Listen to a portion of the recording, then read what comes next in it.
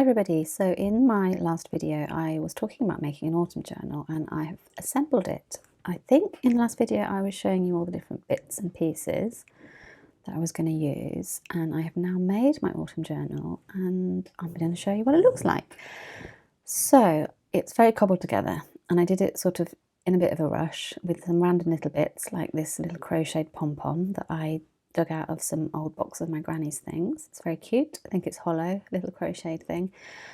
Just sewed that to the end of this random piece of gingham that I found also in one of the boxes and decided to make it into a bookmark, which I thought was kind of cute. And for the actual book, I did a technique where you make up signatures and then you just glue the signatures to each other. There is a brilliant tutorial on this by Treasure Books, which I will link down below. I did mention that in my last video, but yeah, I'll link it again. It's kind of one of the quickest and easiest ways to just throw something together. So this is not by any means a work of art because it's kind of flimsy feeling. Like, I didn't use card for the covers. You can see there where I've attached the signatures together. Yeah, I didn't use card for the covers, so it's a little bit flimsy, but I think it's just about the right size for me for this autumn, just to fill up, just to see how this technique works. I used a fabric binding, which is actually really, it feels really nice to have that fabric on there. I mean, it's glued down, you can kind of see a bit of the glue through it, but it's like strength, but also flexibility. On the edge there. I'm just showing you inside. I put some card down it to kind of make the actual spine flat rather than just a floppy fabric. I wanted to see what that was like, basically. I don't think that was in the tutorial. I think she just uses fabric. So I shoved card at the spine, attached the bookmark to it. Yeah, I don't really know what else to say about this. It's not really a tutorial of how to do this. Obviously go and watch hers. But just to kind of show you, that's roughly how I constructed my autumn journal. You have to excuse my very scruffy, big fleece sleeves. It's getting cold here already. It certainly is in the house anyway, and I'm not going to put the heating on as long as I possibly can. Yes, so let's have a look through. So as you may have gathered already, I am doing voiceover because when I filmed this, I think there was noise in the background. So yes, I'm going to do voiceover today. I'm hoping I remember all the things I wanted to point out. I was just pointing out that chimney's getting a bit bent and floppy, but I did like the way it's poked out the top of the journal there. I did end up raiding a book, a sort of a fabric textiles art book. It had quite a few pages of people making cobweb shapes out, and I thought that'd be really good for Halloween. So as you can see, I shoved a few of those in just to kind of boost up the page amounts to go in this. Yeah, so not much to say really. I'm just going to flip through the pages. Later on in the video I am going to show you me starting to decorate them. I'm going to talk about my Hobonichi decisions for this year. A bit random, I understand, because this is a junk journal, but I'm going to use this junk journal to document the decisions I made about Hobonichi for 2026. So that'll be discussed later on in the video, and decorating a few pages, and I'm also going to go through some ideas for my Patreon sheets for October, because I have started work on them, but I've sort of not really hit a block. It's just that I want to do a bit more experimenting with the images themselves. If anybody's watching this is a member of my Patreon, let me know if you have any ideas for what I do with those. So you can see there, that one I'm just showing you, that's where the two signatures are stuck together. So when you get the signatures stuck together, you get quite a chunky, thick page. But yeah, it came together really quick. I'm trying to think how long it took me. All in all, I'd say maybe, I don't know, I did a lot of faffing. I had a lot of faffing around. It probably took me like 2 hours maybe, but I feel like that might be a bit too much. Maybe an hour and a half, perhaps. I think the next time it will probably be a lot quicker because I had to do things like I had to make up the template for punching the holes because I do have some of those, but I think I've left them in Japan, so I don't have them here. And I sort of had to remind myself what I was doing because I haven't made up a journal for such a long time. I had to dig around for my tools and things, but I suppose the next time I do, and it'll be a lot quicker. And I might do this, my Christmas journal, simply because it's just quick and easy. And I feel like if you spend hours and hours and hours making an absolutely beautiful journal that's really solid and fancy, it kind of adds a bit of pressure to what you're doing. Whereas if you just make it quite slapped together like this one is, it feels more like I can just relax in it and not worry too much about what goes on the pages. So that is my autumn journal for this year. And on the day I was filming this, I actually received in the post something that I'd ordered. I used a design of mine to make a tea towel. And I used a British fabric printer. Well, I don't know if they're British actually, but they do have offices, or they are based in the UK, where I actually got the fabric from, called Contrado. Because I looked at Spoonflower, which is what I've used in the past, but it's way too expensive to ship from the US, obviously. I think Spoonflower used to have like a European distributor, but the cost was just ridiculous. So anyway, I went with this one, and it seems pretty good. The sewing around the edges is a little bit wonky in some places, but in terms of the fabric, I think it's pretty good. I've washed it, not in this video. This is where it just came out of the bag. I have washed it since, and it doesn't have its full absorbency yet, because when you get fabric, you often have to wash it a few times before it becomes super absorbent, which is obviously really important for a tea towel. But yeah, I think it looks pretty good, and I'm going to insert a photo here just to show you what it looks like hanging in my kitchen. So here it is. Been used quite a few times, but it's got a bit softer having washed it once, but I think perhaps after a couple of washes it will look a bit better. Anyway, I'm pretty pleased with that, because I've been meaning to do a tea towel design for a long time. So let me know what you think. I think it's quite cute, maybe? No idea. But yeah, I just thought I'd share that with you, because that's kind of going along with the theme of my journal. And obviously I used quite a lot of that artwork I used it for the cover, didn't I? And it is part of the artwork for my Patreon sheet in September. So I just thought I would share that with you. So once I gathered all my like autumn themed journal supplies, I thought I'll put them all together in this little sort of organizer thing. Now this is called a LiveGak pouch. It is from Japan. I did buy it in Japan a long time ago. I think I have a video where I review this style of stationery organizer. They're absolutely brilliant. And if I remember, I'll put it in a card at the top, or I'll mention it down below. But essentially they zip up, fold up, and you can carry them around like little briefcases, and they're brilliant. So I just shoved in the bottom here little tools, scissors, washi tape, corner rounder, a tiny mini little paint set just in case. Scissors, have I said scissors? I probably have. Ribbons, kind of a few fabric. These are like random bits out of one of my grand's little craft boxes that were kind of autumn coloured. You can see there, this is what they look like in the bags when I hoiked them out of the box. I've also got, that's more fabric things that I thought maybe I could use. Wonder what she was going to do with those. Probably some sort of applique patchwork, I think. In the back, I've also got some Halloweeny stickers. Those were bought from Japan. I've got my last year's journal just to kind of look through and see what kind of things I have loose in there. I've got this little tin full of stickers, which has now fallen all over the place. Mostly mine stickers, but also a few stickers that I found that were very autumn themed earlier on, so they've gone in there. I also have this pouch here. Now this is going to be, these were just like stickers and things that were too big to go in that tin, to be perfectly honest. This is a Blythe doll pouch, and I've just shoved in the larger pieces of ephemera. So that's all in there ready to use. And then I think behind that it's like larger pieces like that, the rest of that card that I didn't manage to get as a page, my little sticker refills with a few random stickers in. Some of these are autumny, some of them are just very old, and I kind of just want to use them up, so that's going to go in there. This little file contains life ephemera, so things from everyday life. You know, it'll be like receipts and tea bag packets and things I've picked up. So whenever I have something, I'll just shove that in there. Got a little card we bought in Japan, which is like a pop-up card. When we've got that displayed, I'll try and remember to film that for you. And then some just printouts of my designs and things. So that's all good to go and all ready to start journaling.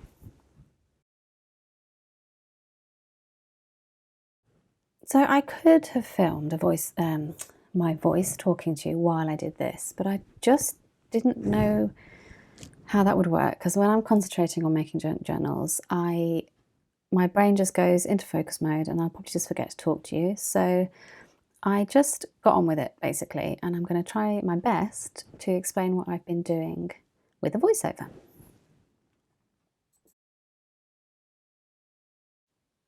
So by the time I'm actually doing this, sitting down to do this, is kind of the end of September.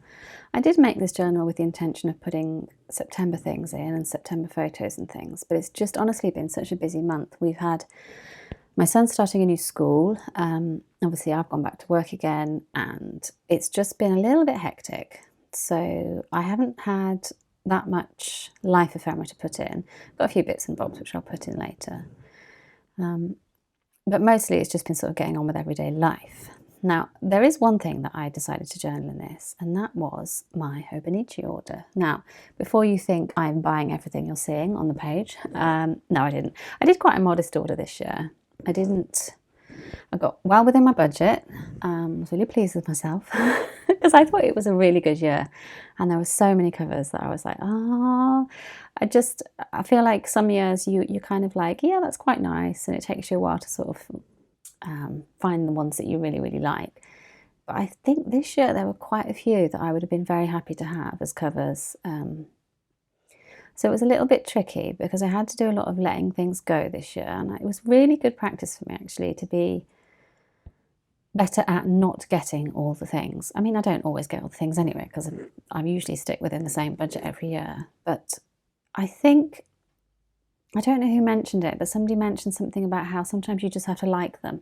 You have to admire them from afar. You just have to look at them and go, yeah, that's really nice. I would really love it, but you have to let it go and just be happy with the fact that you just can't get it for whatever reason. And there's a quote, well, I don't know if it's a quote, I just heard someone say a while ago, something about collecting pebbles off a beach. So when I go to a beach, it's very hard for me to like look down at the sand or the pebbles and not take something home with me and put it in my little collection. And I remember somebody saying something about, I've got the largest collection of beautiful pebbles in the world, and they're on all the beaches, which is basically to say you don't have to have them in your possession. You don't have to own all the beautiful pebbles in the world and have them in your house in a pile, not knowing what to do with them. You can appreciate their beauty and love them and admire them when you see them when they're on the beach, and then you can go home and not take them home. So I sort of had that kind of quote in my mind when I was going through Hobonichi this year, in terms of there were plenty of covers. Well, there were plenty of covers that were absolutely beautiful that I just looked at and thought, well, that's really, really nice, but I didn't feel any temptation to take them home. But then there were quite a few covers that I was like, oh God, shall I just buy it? Just because I really loved it. And also just because I think there's so many videos out at this time of year of unboxings and setups and things that you end up, even after you order and you think you've decided, you end up seeing things that sort of like make you want to do a second order. And I'm trying to be really careful with that because, well, I'm not going to do another order anyway, let's face it. No intention to do it this year, but I'm trying to be quite accepting of the fact that when I watch a video with something in that I really, really want, it has to stop there, and I just have to be like, oh well, I can't have everything, you know. Like for example, the original A6 size covers. One of those covers is going to haunt me. I know it is, but I'm not going to use an A6 size next year, I don't think. So I'm not going to get it.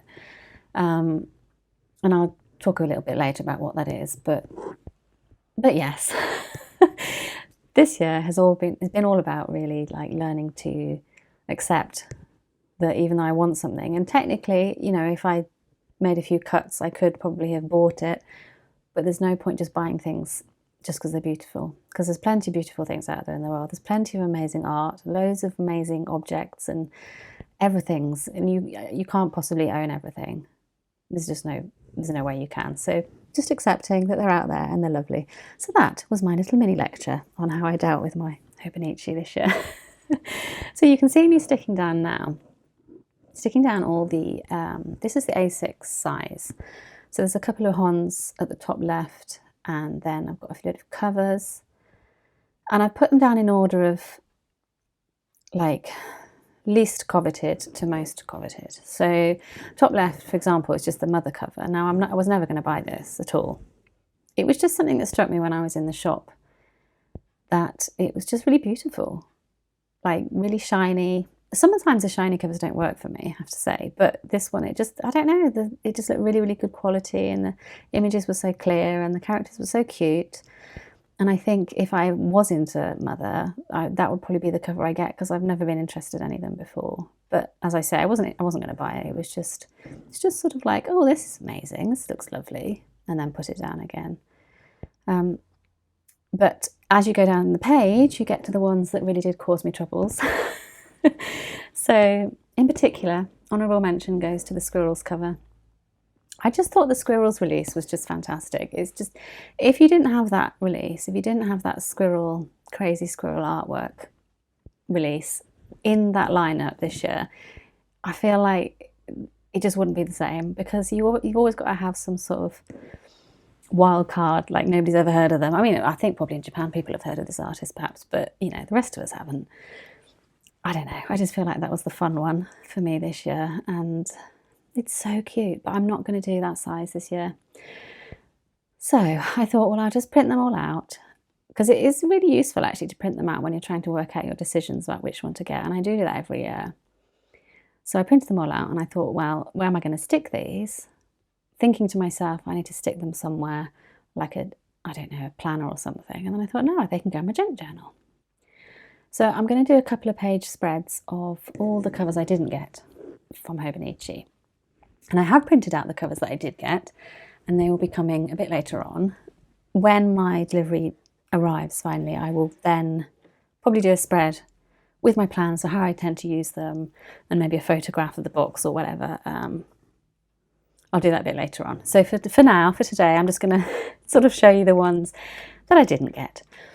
So yeah, in order of preference down the page, I really like the Yumi Kitakeshi one actually this year. I've never really been very tempted to get any of her covers, but I have this sort of weird feeling, and it's not based on anything, so please don't start any rumours based on this, but I feel like maybe this is the last year they do her for covers. It might be the last year they do this series, so that kind of made me go, oh no, because this is actually one of the ones that I like the most. This is it, White Cat's Table Decorations. I thought it was so cute, and I love the little butterfly pen holders, but I didn't get it because I'm not going to do that size this year. I was very good. So on the next page, I am going to stick out all of the week's ones and all of the cousin covers, and I'm going to actually skip the video to that part, because otherwise this is going to be a very long video.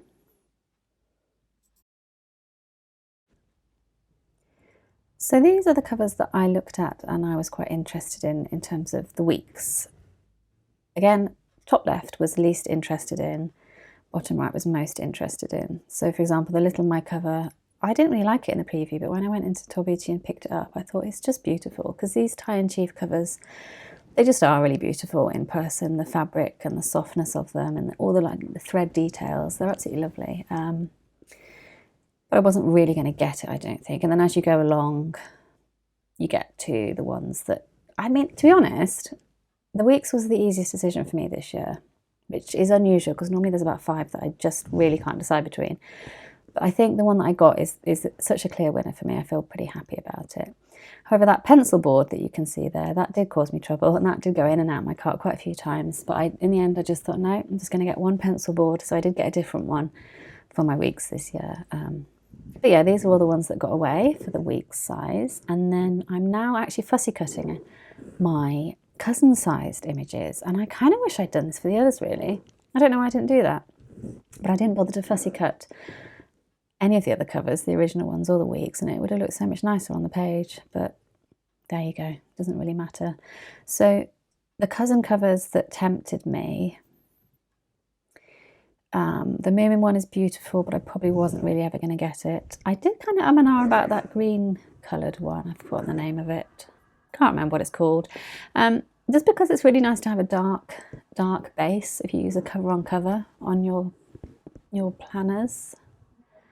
But I didn't really have one. I didn't have an A5 size cover that I wanted to use this year. So that one didn't make the cut.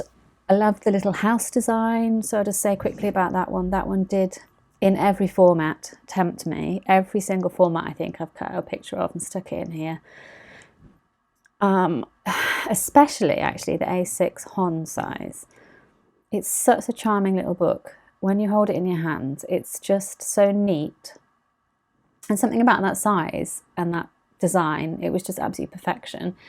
And that one also went in and out of my cart many times, but I didn't get it in the end because, as I said, I'm not going to use, or I'm not planning to use, an A6 size notebook this year. So unfortunately, I didn't get any Little House designs in the end. But again, this is practice for me, saying that it's really beautiful, absolutely beautiful, but I've got no reason to buy it, so I can't spend the money on it, basically. So yeah, I didn't get one. So I'm like, do I watch any Hobonichi videos now? Because every time I watch a Hobonichi video and someone has that book, I'm going to be like, ah, that's so cute. I mean, you know, the second I realise that actually I've got a really genuinely good reason for getting an A6 dated daily notebook, then maybe I will get the Hon, but I don't think I will, because I feel like I think I just was so disappointed that I didn't use the A6 one that I had this year. And I don't want to make the same mistake 2 years in a row. So I'm just going to go with that A6 for now. Anyway, I'm supposed to be talking about the cousins. So these are the cousin covers that I didn't get. That's actually the cousin Hon and the cover of the Little House, because I thought they were both lovely. Yes, so the squirrel one again. The squirrel cover on the right is going to be one that every time I see it in a video, I'm going to want it. And I'm sort of like kicking myself a little bit because, well, not really kicking myself, but I did buy another cover for the cousin, and it was a bit of a random one for me, and I'm now wondering, should I have gone for the squirrels one? I have no idea, but I do feel that, well, I do hope that in the future, if I do decide I want to get another cover, that the squirrels one will be available. And perhaps I can just pick it up another time, even secondhand. I think one thing that did put me off about that squirrel's cover is that when you open it up, the inside is such a bright colour. I can't remember if it's yellow or orange, that I thought that might not give me a headache, but it might be a bit too much for my brain to have such a bright colour as the background. But I don't know, it's just so cute. It's just so cute. And that foggy plaid is also beautiful. But yes, I didn't get it. So yes, these are my Hobonichi spreads with all the things I didn't get. Sort of just to use up these lovely stickers, because they are beautiful as little stickers, aren't they? Since I'd printed them all out on sticker paper anyway. I don't remember using sticker paper, but apparently I did. So well done, past Emily, because it's been really useful to stick these in.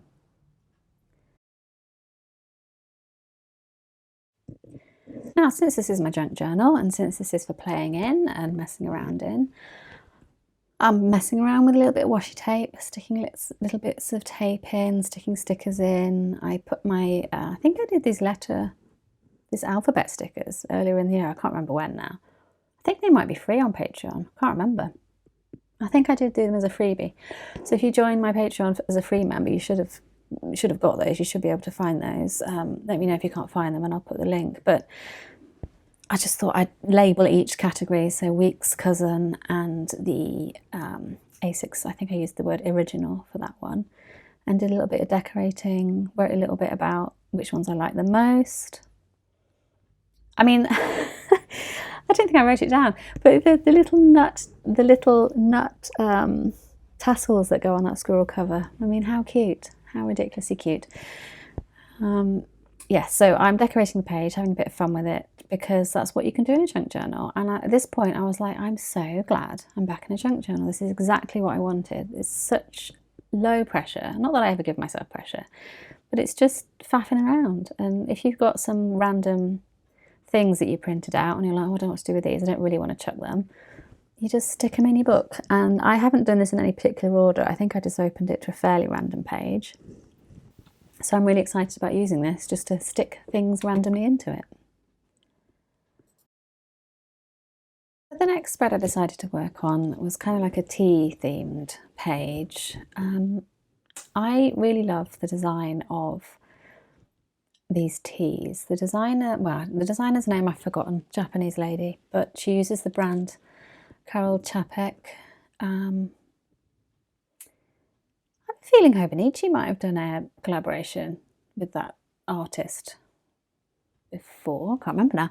Anyway, not this artwork, but the original Karel Čapek. I feel like there was one, wasn't there? Anyway, I digress.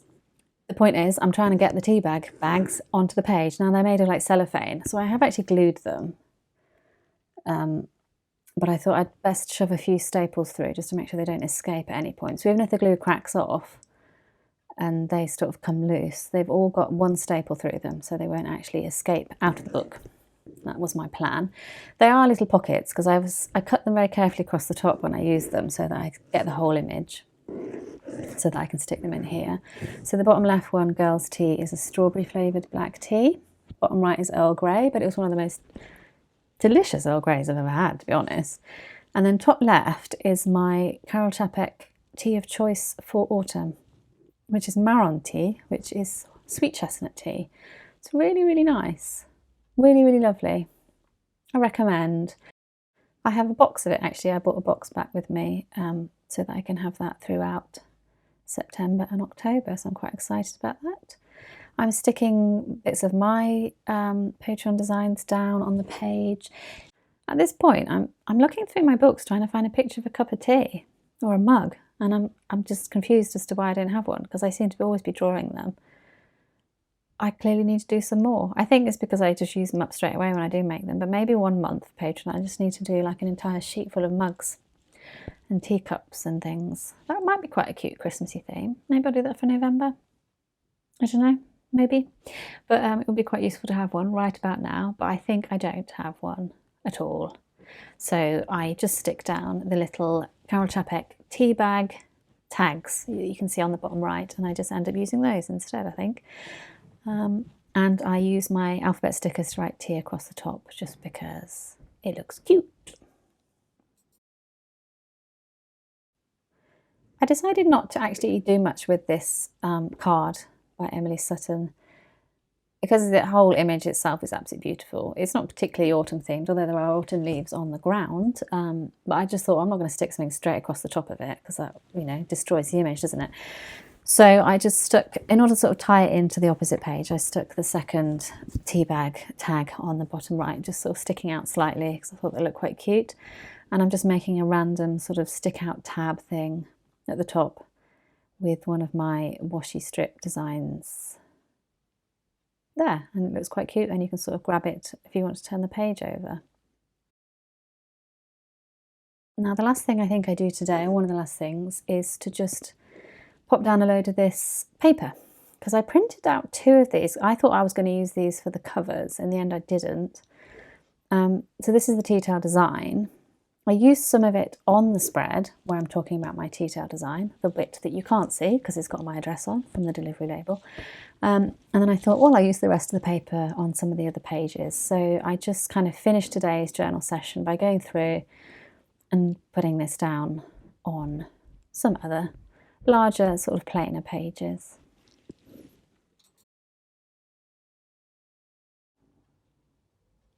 So this is where I've got to in my junk journal, my autumn junk journal, by roughly the end of September. I feel like I've got loads more things to stick in. I've certainly got lots of stickers and things, and I'm hoping I'll have a few more photos. And I think the whole thing will get a little bit more Halloweeny as we go, a little bit darker. I can stick all my little Halloweeny stickers in, and I've got Halloweeny washi tape, so not so much autumn theme, but getting a bit towards spooky season. And then I think I will probably stay in this journal through November as well, maybe, or at least mid-November, because the next one I do will be a Christmas one. So I expect the middle of this journal will get very Halloweeny, and then it'll probably go back to autumny, wintry things, I think, probably. But that's the plan.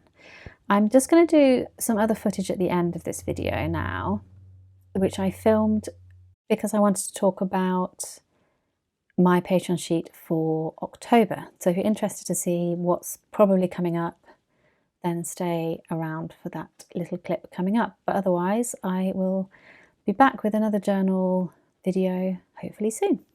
And let me know if you're doing one, because I'm always happy to hear about it. So cool. Speak to you soon. Bye. So it is now mid-September. It is the 17th, Wednesday the 17th. And I've already done my September sheet and I've cut those all out ready for Patreon.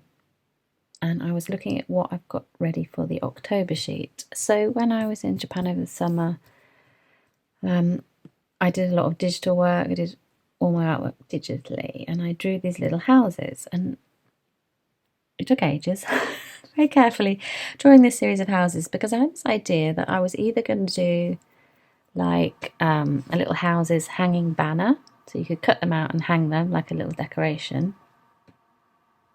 But I also wanted to do this thing where you could have like a, not like a washi design because it's too detailed, but like a long little row of houses with a trick or treat theme, like a little neighbourhood. So I did all these designs and then obviously dropped that because we travelled back here and I've been doing lots of other things. I've just looked back at them now and they're really cute, but I'm not convinced they're Halloweeny enough, and I'm just, today is my day to work on these kind of things. Today's the day I've got time to work on drawings and stuff, and I'm really not in a Halloweeny mood, so I'm having a go. I had a go, and I put in some little ghosty figures. If I hold this up you can see. So these figures weren't there this morning, and they weren't there when I first did the drawings. So I had the houses and these backgrounds, but there wasn't really, I haven't done much Halloween decor. I don't know. Do they look Halloween enough? That's what I'm trying to say. I mean, I suppose they don't have to be super Halloween, do they? I mean, there's ghosts in there now. So it's a little trick-or-treating ghost family that are going around door to door. But I don't know. I just don't know how I feel about them. And I'm sort of stuck in this position now where I'm not sure how to make it the Patreon sheet, because I think it would be nice to share the ones with the ghosts in. But then should I also do the houses on their own? Because they are quite nice on their own. But I don't know. I just don't know. I don't know how much I can fit on one sheet, I suppose, is what I'm worrying about. Like, if I did these this size, I've only got this space at the top to put the houses, so the houses would have to be quite teeny. So if anybody's watching and you are a member of my Patreon and you have a preference, can you let me know? Because I really don't know what to do. So after staring at my iPad for about an hour, I just thought, just print them out. So I just made up these like rough sheets for myself, and I'm going to cut them out. And perhaps if I just play around with them in my autumn journal, I might get an idea. I might kind of, I don't know, work out something better to do with them. I don't know. I don't know what to do about the format of the sheet, is what I'm saying, for Patreon this month. So if anybody has any ideas, let me know, because it's probably be... well, obviously I'm not going to put this on Patreon until October, so I've got another 2 weeks at least to decide what to do with them. So let me know.